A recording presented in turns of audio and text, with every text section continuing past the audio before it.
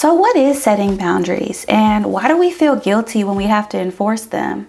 When we communicate our needs, values, and preferences in relationships, that's setting boundaries. Sometimes we feel guilty when setting boundaries because we think we're going to offend the other person or they might get angry at us. Me personally, when I have to set boundaries, sometimes I feel like I might be depriving the other person, or I worry that they may be worse off if they don't get what they need. I'm sorry, just one second. Hello? Hey girl, what you doing? Oh, I'm just filming a video right now. I know you had said to let you know sooner, but I just got off work. Can you come pick me up? We talked about this before. I told you that if you needed a ride, you need to let me know in advance so that I can put it in my schedule. I know, but you did it last time. Come on, please. No, I'm not going to be able to do that. We already talked about this. Okay, but how am I supposed to get home then? I don't know. I told you already. I set that boundary. Wow. That if you need a ride, you need to give me an advance notice. I don't do last minute. That's for real messed up, Ash. I have to go. Bye. Wait. And that's exactly why you have to set boundaries with people. Hey you guys, welcome back to Ash on the Line. Today we're going to be discussing boundaries and how to not feel guilty when we have to set them. If you're like me, you struggle with setting boundaries with people sometime. You might have some people-pleasing type behaviors and you really just want to help out. So I made this video just to find ways to get around that and not feel so down or like you're hurting someone just because you can't do what they ask of you if it's out of your comfort zone. Before we get further into the video, I did want to give a personal example of a situation where I struggled to set boundaries. It's really kind of a little embarrassing for me to have to even admit this, but I want you guys to learn from my mistakes. So when I was in college, I got asked by someone who I was very close to at the time if I could get them a loan to pay for their tuition. I wasn't very excited about having to do that. However, I did really trust this person and I wanted them to be able to, get the loan, be able to pay off their tuition, not be so worried about school. So we took out a loan, just a regular bank loan for $1,000, and they did hold up their part and paid the loan. However, the next semester rolled around and now they were asking me if I would want to get a joint credit card with them because they didn't have bad credit, but it was some situation where they had basically no credit and needed my assistance to get the joint card. I, stated I didn't want to sign over my credit. I didn't feel comfortable with that. And I noticed that this person was trying to make me feel guilty. Well, I can't go to school now because you won't help me. And I thought you were supposed to be there for me. And, just all this stuff trying to make me feel guilty. So I eventually caved. We get the credit card. And at first it was fine. I'd say maybe the first 6 to 8 months, they would put the tuition on there, pay it off. It was fine. So eventually this person lost their job and kind of sunk into a depression. But I noticed that they were still spending money, still going out, hanging out with friends, getting drinks, making extravagant purchases. And, at first I was just thinking, okay, maybe they're using their savings, not really putting it together in my head. However, I started to notice that my credit score was dipping a little bit. I still had a very good credit score, but it had gone down about 20 points. I didn't really understand why, so eventually it just came to me that it's most likely this joint credit card because I hadn't made any extravagant purchases or anything. So I tried to ask the person hey, how much do you owe on that card? Because I'm noticing my credit score is starting to dip some. And they basically just kept giving me the runaround, not letting me know how much they owed on the card. So as a joint holder, I was able to call the credit card company and just ask how much was owed and also get a copy of the statement. The card had an over $2,000 balance on it. So I was very upset, and that was kind of the beginning of the end of my interactions, my relationship with this person. And they just kept giving excuses for why this happened and things like that. But when it did end, the card at the time had a balance of $1,700. They had promised me that they would pay it off, but I kind of just wanted to not have any connection to this person. So I had to eventually pay the $1,700 just to I didn't want any connection. I just kind of wanted to just get it out of the way.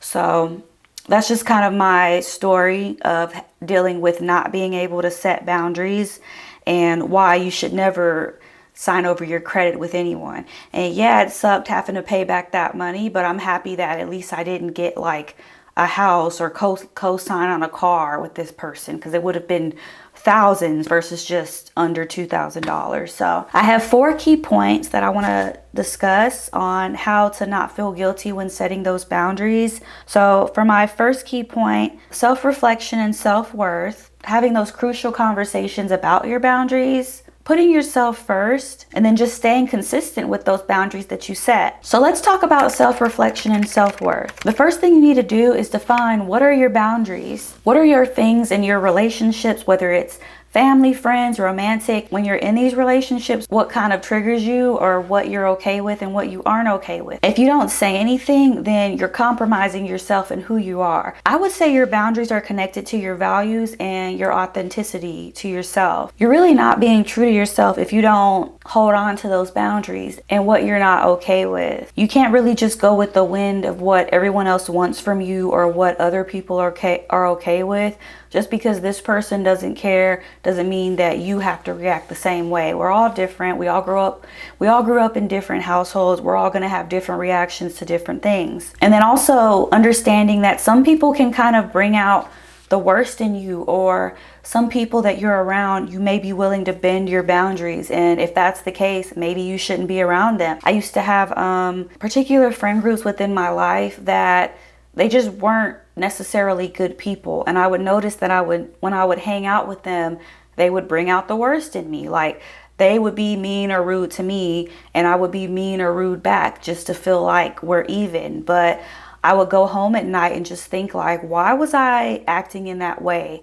Why did I think that it was okay to have like a tit for tat mentality? Because that's not, I knew that being that mean person wasn't really who I was. I was just trying to get back at them, and they hurt me, let me hurt them back. But you never really want to be like that, because if that's not who you are, then you're not being authentic to yourself. It would just really make me not feel fulfilled. And I ended up ending those friendships because I just knew that they weren't good for me. And I'm thankful that now I have really healthy people in my life. And since they're good people and they know who I am, how I am, they're like okay with my boundaries. And it's just a lot more satisfying when you have people in your life that truly love you and truly care about you. So next, you want to be willing to have those crucial conversations. They may be uncomfortable.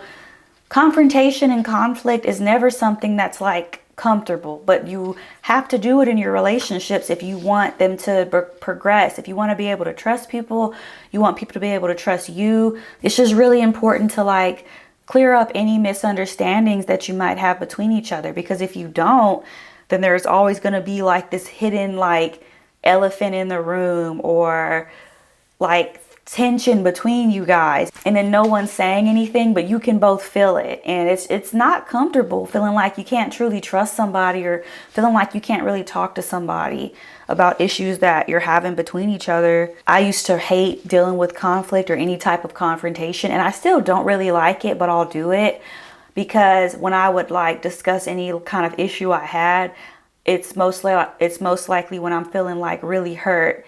And I had some people in my life that would say, oh, well, you're just being sensitive. But even if you are, they should still, respect your feelings and respect that maybe something made you uncomfortable. If they're not willing to do that, then again, they don't need to be in your life. When I knew I would have to like talk to someone, I would just like go over it over and over in my head, and I'd be saying like, are they going to be mad at me? And just worried that the friendship is going to end because they might not be okay with me setting a certain boundary, or with me explaining how something that they did made me feel. And I think that probably went back to the people that I had in my life that weren't necessarily good people. And if they're like mean, then I would think, okay, what if they react like how those people did? So you can't base your past relationships on new people. And every conflict that I've had, 9 out of 10 times, they're typically like, I didn't know that bothered you. I'm sorry. Thank you for bringing it to my attention. Thank you for letting me know, because we really needed to talk, So next thing is put yourself first. If someone asks you to do something, you should do it because you want to help, not because you feel guilty about it, or something that I used to do is, okay, well, if I don't help them with this, they might not help me with that, you know, but it's like, you can't think that way because that kind of comes off a little selfish, just doing something for someone because you think it'll benefit you in the long run. Just do it because you want to do it. Or if you're too busy, if you don't have the time, don't do it. They're not going to be upset with you. If they really care about you, they'll know that you most likely have a reason for why you can't. Or maybe you just don't want to, and that's okay. It's okay to say no. You don't always need an excuse for why you don't want to do something. You have to protect your own time and your own energy, and you have to fill your own cup to be able to fill into other people. Saying no isn't mean or rude. It's just something that you have to do sometimes when you don't have the time or the energy or the bandwidth. When you don't prioritize yourself first, you're only going to be mad at yourself. And also, like, that's just a part of personal growth. Humans, we never stop growing. Some people get to a certain age and they think that they know all they need to know and there's no more growing that they have to do. But as humans, even when we're like old, like 80s, 90s, there's still always something new to learn. Your healthy boundary is more important than their feelings. Like, F their feelings. Put you first. I used to work at this fast food restaurant, and eventually I got a new job, and it was in retail. So I got this new job and I ran into my manager that still worked at the fast food restaurant. And I could always tell that she's just like pretty unhappy. And I knew that she was an unhappy person. So when she asked me like, hey, do you like your new job? I did like my new job better than I liked the fast food restaurant. But just to try to like appease her, because of the people pleaser in me was like, no, I'm not really liking it. Even though I liked it a lot, I wanted to like please her. So I was like, no, I'm not really liking it. And she was just like, oh. And then like the next time I saw her, she was like, you still hanging in there at so-and-so? And I was just like, yeah. But it kind of made me wish like, dang, I should have just said that I liked it, because whenever she asked me if I was still hanging in there, she was like smiling, like she was happy that I was quote unquote unhappy about my new position. But it's like, you know, I'm doing all this to just try to like make her happy. Meanwhile, she's like laughing at she's like happy about my pain or my unhappiness.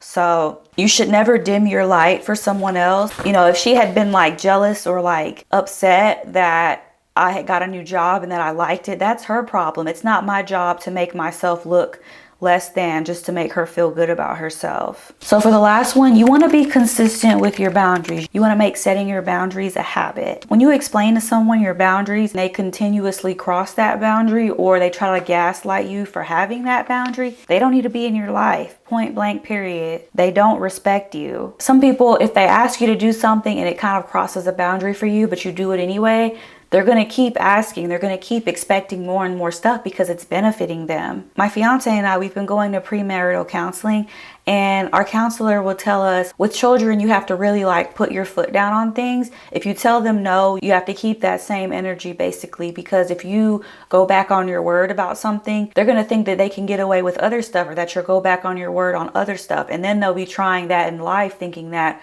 other people will go back on their word with other stuff. It's not good for the children, and it's not good for the parent either. This book I'm listening to on YouTube, it's called Atomic Habits.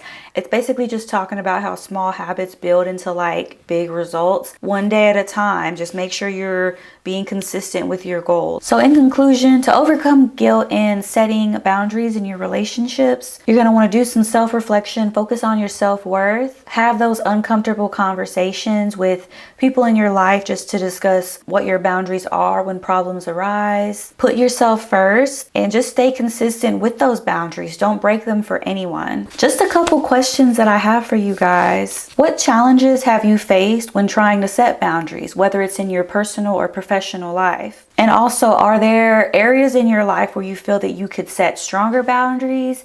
Let's talk about it down below. Thank you so much for watching, especially if you made it to the end. Please remember to like, comment, and don't forget to subscribe. When you do these things, it pushes the video out for other people to watch. Remember to set those boundaries guilt-free, and thanks again for watching. I'll see you next time. Bye.